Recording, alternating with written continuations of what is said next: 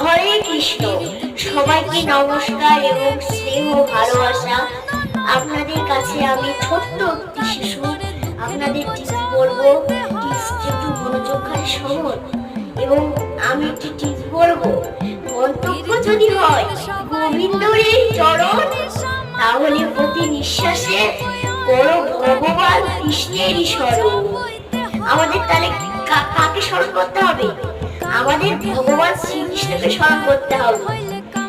গঙ্গা শুকিয়ে গেলে যেমন জলের প্রয়োজন, তেমনি এই কলিযুগে মুক্তির জন্য হরিনামেরই প্রয়োজন। তাহলে আমাদের কি প্রয়োজন বাবা? এই কলিযুগে মুক্তি পেলে আমাদের হরিনামের প্রয়োজন।